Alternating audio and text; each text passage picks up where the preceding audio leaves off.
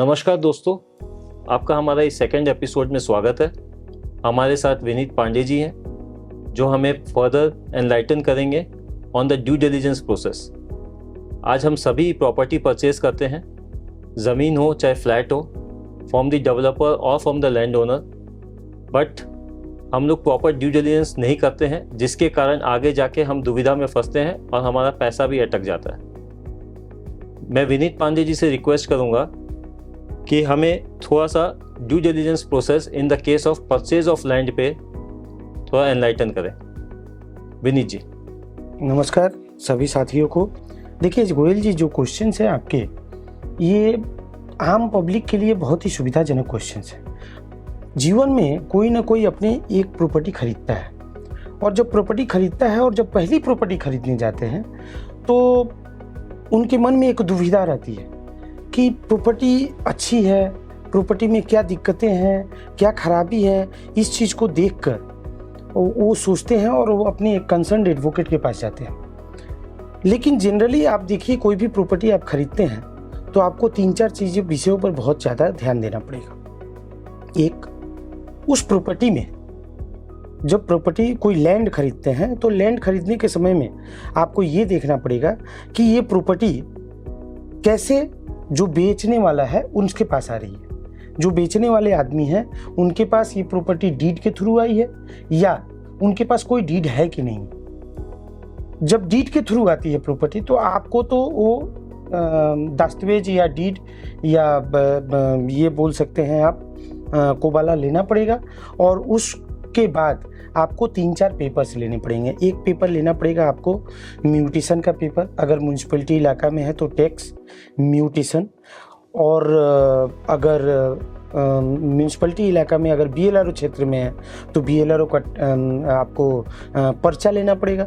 Record of right जिसको बोलते हैं उसको लेना पड़ेगा, लेकर प्लस टैक्स जमा होता कि नहीं जिसे खजाना बोलते हैं उसे करना पड़ेगा। देखिए, एक बृहद रूप में अगर जाते हैं कोई प्रॉपर्टी खरीदने के लिए तो बहुत सारे चीज़ें हैं। आदमी को कुर्सीनामा, खेवट, खतियान ये सब देखना पड़ता है। लेकिन आजकल के जनरल कॉन्सेप्ट में जो लोग देखते हैं वो देखते हैं दलील की कॉपी है कि नहीं, पर्चा है कि नहीं, म्यूनिसिपैलिटी है कि नहीं। अब ये पर्चा, म्यूनिसिपैलिटी और ये सब लेकर अगर ये तीनों चीज़ें, क्योंकि एक से एक रिलेटेड है, आपके पास डीड के माध्यम से अगर प्रॉपर्टी आती है, उस प्रॉपर्टी को लेकर आप म्यूनिसिपैलिटी में जाते हैं, म्यूनिसिपैलिटी में जाकर उस चीज़ को आप म्यूटेट कराते हैं अपने नाम से म्यूटेट कराकर कितने स्ट्रक्चर्स हैं, क्या हैं, उसके हिसाब से आपका टैक्स बनता है। टैक्स आप पेमेंट करते हैं, subject to payment of tax you are holding the property. आप उसके दूसरे क्षेत्र में आप बीएलआरओ में जाते हैं, बीएलआरओ ऑफिस में जाकर आप अपने रिकॉर्ड ऑफ राइट को तैयार करते हैं। देखिए, मैं एक चीज़ आपको क्लियर कर दूं, record of right is not a title document, पर्चा is not a title document. Title document आपका डीड होता है। डीड के हिसाब जमीन में कई जगह मैंने देखा है कि जमीन जरूरी नहीं है कि टाइटल कन्वेंस डीड के थ्रू ही ओनरशिप आ रहा हो, पट्टा लैंड भी होता है या बाय वे ऑफ इनहेरिटेंस भी आता है। तो उस केस में कैसे इसको डील करना चाहिए? एक चीज़ है कि ये जितनी भी ज़मीनें आप देख रहे हैं, ये ज़मीन देख रहे हैं, भारतवर्ष में जो भी ज़मीन है ये सरकार की ज़मीन है।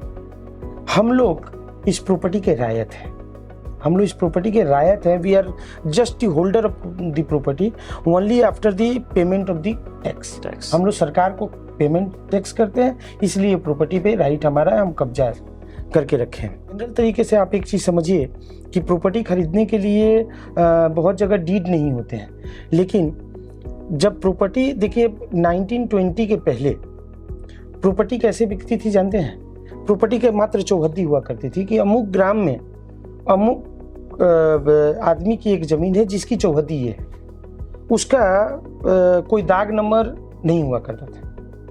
दाग नंबर का कॉन्सेप्ट आया जब देखा गया कि एक ही आदमी की 4 जगह प्रॉपर्टी है और चारों की चौहद्दी एक है, तो आपने ज़मीन खरीदा कौन? उसके बाद से एक सर्वे आया। सर्वे में बोला गया कि इसको दाग वाइज डिवाइड कर दीजिए। दाग जिसको बोलते हैं, जिसको हम प्लॉट नंबर बोलते हैं, प्लॉट के हिसाब से उसको ईयर मार्क किया गया कि ये प्लॉट के मालिक ये लोग, उसके हिसाब से इसको बनाया गया और प्लॉट के हिसाब से उसको रिकॉर्ड कर दिया गया। लेकिन उस समय एक बहुत दुविधा थी। तो हुआ क्या था कि एक जमींदार के पास 300 बीघा, 400 बीघा, 500 बीघा जमीनें हुआ करती थी, 1000 बीघा हुआ करती थी, जितने वो जोत नहीं पाते थे। तो जब सर्वे किया गया तो उसमें देखा गया कि जमींदार के अंडर में कौन कौन से लोग हैं जो प्रॉपर्टी को जोत रहे हैं, और उसको उसका जमींदार को उसका शेयर देते थे, लगान देते थे, जिसके हिसाब से वो प्रॉपर्टी को जोतते थे। तो जब आप देखेंगे उस समय एक कैडेस्ट्रल सर्वे हुआ, कैडेस्ट्रल सर्वे जिसे हम आज के डेट में CS पर्चा बोलते हैं। CS पर्चा जब तैयार हुआ तो उसमें आप देखेंगे लिखा रहता है ऊपर में जमींदार और नीचे में लिखा रहता है मतलब रैयत का नाम, कौन कौन लोग थे। अब क्या हुआ कि जमींदारी जब सिस्टम एबोलिश हुई उसके बाद आपको तैयार किया गया RS पर्चा। RS पर्चा तैयार किया गया, रेवेन्यू सर्वे हुआ, सर्वे कर कर जमींदार के नाम को हटा दिया गया, जो जो लोग थे उनके नाम से म्यूटेशन हो गई और वो प्रॉपर्टी उसके हिसाब से चला है। तो जब आप प्रॉपर्टी में जाते हैं कुछ जिस पे डीड नहीं है तो आपको प्रॉपर्टी का सर्वे, प्रॉपर्टी के विषय में जो डॉक्यूमेंट आपको देखने हैं वो CS पर्चा, RS पर्चा और LR पर्चा के थ्रू आपको देखना पड़ेगा। प्लस सब्सिक्वेंटली आप साइमल्टेनियसली रेदर आपको टैक्स, ये क्या बोलते हैं, जिस आदमी के नाम से प्रॉपर्टी थी उसका डेथ सर्टिफिकेट, उसके वारिसन सर्टिफिकेट, उसके बाद से जिसकी डेथ हुई उसकी डेथ सर्टिफिकेट, उसके वारिसन सर्टिफिकेट मिला लीजिए।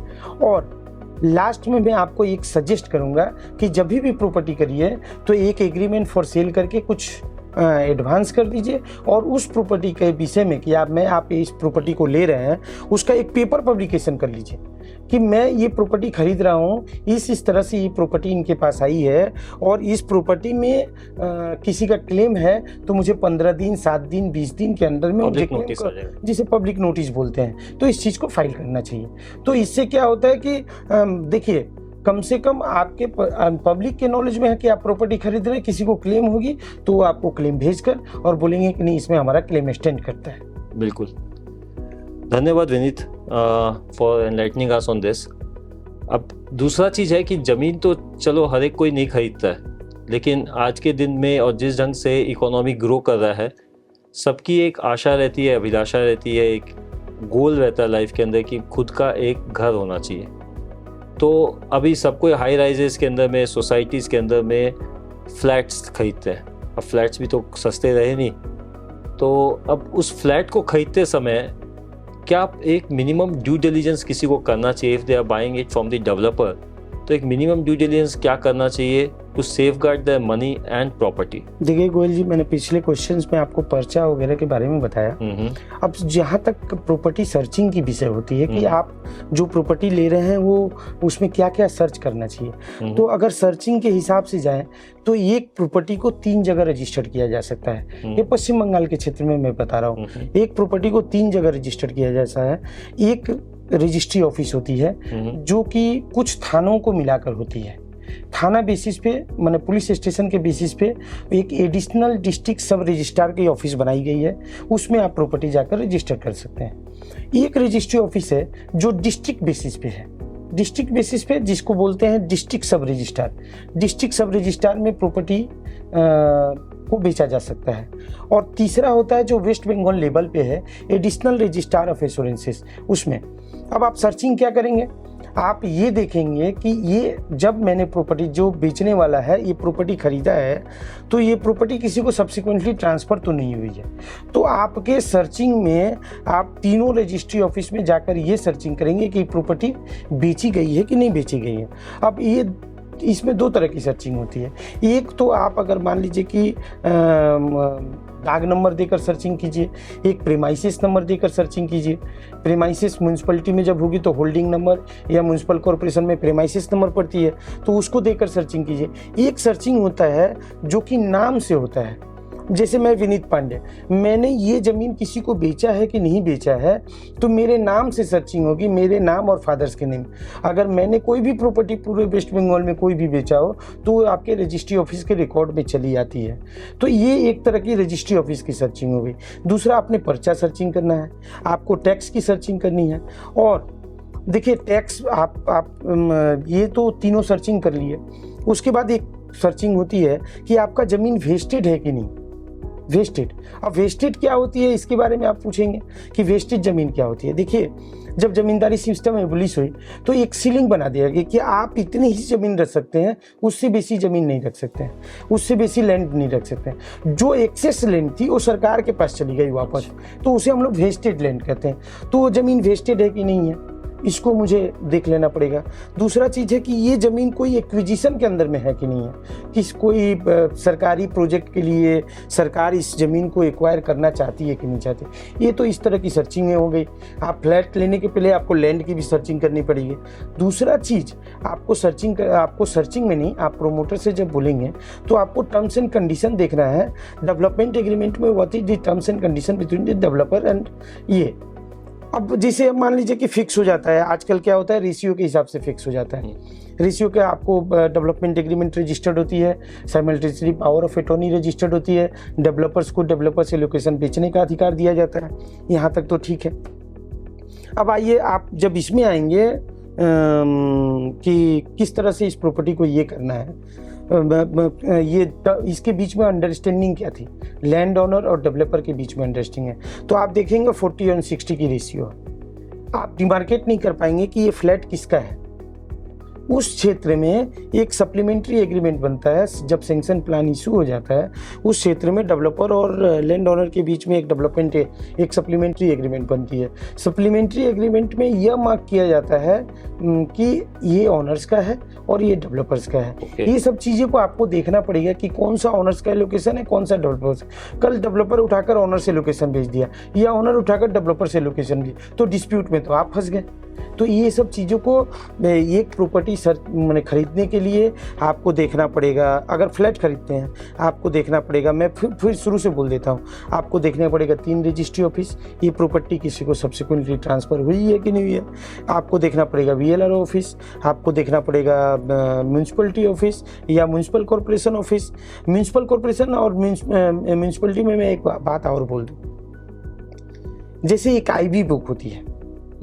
IB बुक को आपको देखना चाहिए जब आप लैंड विथ स्ट्रक्चर जब खरीदते हैं, तो IB बुक को फॉलो करना चाहिए, क्योंकि उसमें कौन भाड़ीता है, भाड़ाटिया कौन है, कौन उसका ऑक्यूपेंट है, उस लैंड का नेचर क्या है, जो कि हम टैक्स रिसीट से नहीं मिल पाता है। तो मुझे IB बुक में जाना पड़ेगा। IB बुक उसको जब म्यूनसिपल कॉर्पोरेशन या म्यूनसिपलिटी में बोलेंगे तो IB बुक निकाल के देगा। आपके ये पुरानी बिल्डिंग में कितना का स्ट्रक्चर है, कितना स्ट्रक्चर रिकॉर्डेड है, ये सब चीज़ आपको देखनी पड़ेगी। और एक फ्लैट खरीदने के पहले आपको लैंड का सर्चिंग, आपको subsequent transfer, acquisition, wasting and most probably you shall do paper publication for accurate and viable title। But अगर ये समझ लीजिए सेकंड सेल होता, मैं फ्लैट किसी ओनर से परचेज कर रहा था, नॉट फ्रॉम द प्रमोटर और डेवलपर, तो उस केस में तो फिर इतना सर्च की जरूरत नहीं पड़ती होगी। नहीं, देखिए, सर्च तो सर्च होता है, वो उनका बाई जो उन्होंने खरीदा है, जिससे आप खरीद रहे हो, वो प्रॉपर्टी ठीक खरीदे हैं कि नहीं खरीदे, इसकी क्या गारंटी है। हाँ, आप कोई प्रॉपर्टी खरीद रहे हैं गोयल जी, बिल्कुल, तो इस चीज़ पे ध्यान रखिए आप। बिल्कुल। तो धन्यवाद विनीत जी, और मैं आशा करता हूँ कि हमारे सभी श्रोतागणों को ये वीडियो अच्छा लगा होगा और उनको जानकारी हासिल हुई होगी कि मिनिमम ड्यू डिलिजेंस क्या करना चाहिए in the case of purchase of land and in the case of purchase of property from the developer. आपका कोई भी प्रश्न हो तो डिस्क्रिप्शन पे कॉन्टैक्ट नंबर्स दिए हुए हैं, एडवोकेट विनीत का भी और मेरा भी। Please feel free to contact us. Thank you very much. जय हिंद।